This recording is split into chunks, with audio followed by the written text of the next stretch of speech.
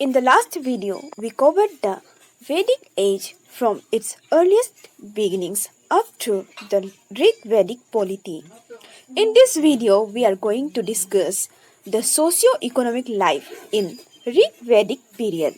Kinship was the basis of social structure. People gave their primary loyalty to the Jana tribe. The patriarchal family was the basis of social life.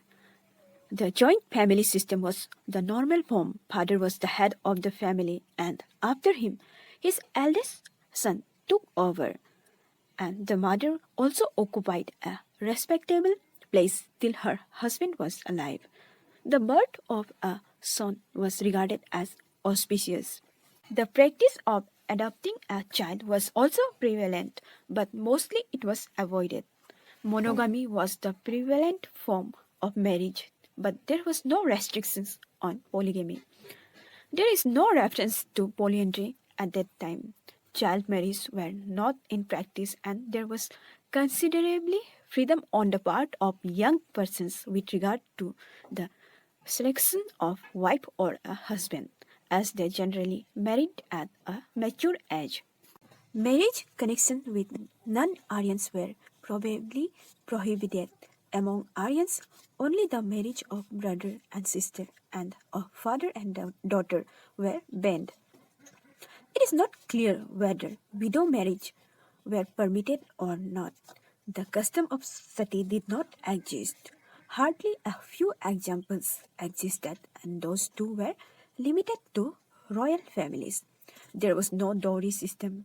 It was given or taken only when the concerned party suffered from some physical defect.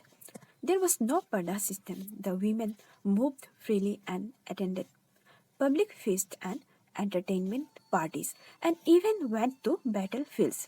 There was no restrictions on their education, though in practice it was limited to upper strata of society. Some ladies like Viswavara, Apala, and Ghosa composed mantras and rose to the rank of rishis.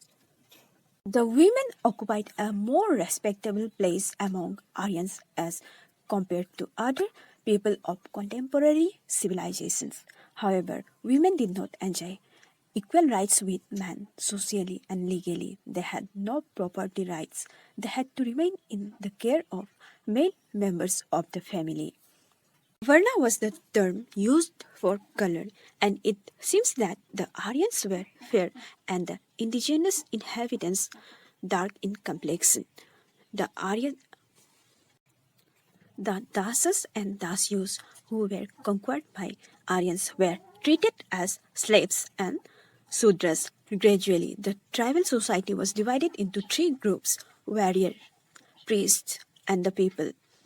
The fourth division, called the Sudras, appeared towards the end of the Rig Vedic period. In the age of Rig Veda, divisions based on occupation had started, but this division was not very sharp. The earliest life seems to have been mainly pastoral, agriculture being a secondary occupation. The Aryans did not lead a settled life. Although they used several animals, the horse played the most significant role in their life. The Rig Vedic people possess better knowledge of agriculture.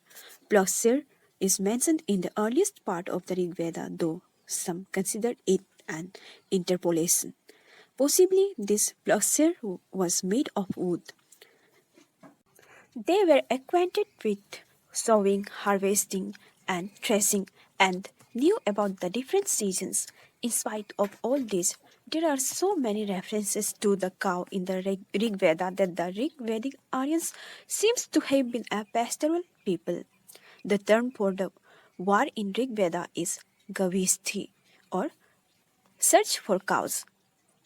The significance of cow is denoted by every term used in Rig Veda context: Gauyati, Gausena, Gauyatu, Gomat. Whenever we hear of gifts made to priests, it is stated in terms of cows and women slaves, and never in terms of the measurement of land. Wheat, barley, and beans were the chief vegetarian foodstuffs of the Aryans. They made bread and cake of flour, milk, and its various preparations such as ghee, butter, and curd, together with fruits, vegetables, and sugarcane, were also favorite commodities of food. Indo-Aryans, while sharing the ancient Iranian veneration for the cow, felt no scruple about sacrificing both bulls and cows at weddings or on the other important occasions. The person who took part in sacrifice ate the flesh of the victim, whether bull, cow, or horse. But meat was eaten only as an exception. Milk was an important article of food. The people freely indulged into two kinds of intoxicating liquor called soma and sura. Sura probably was a kind of beer. Summer juice was considered to be particularly acceptable to the gods and was offered with elaborate ceremonial. The Samaveda provides the chants appropriate for the ceremonies.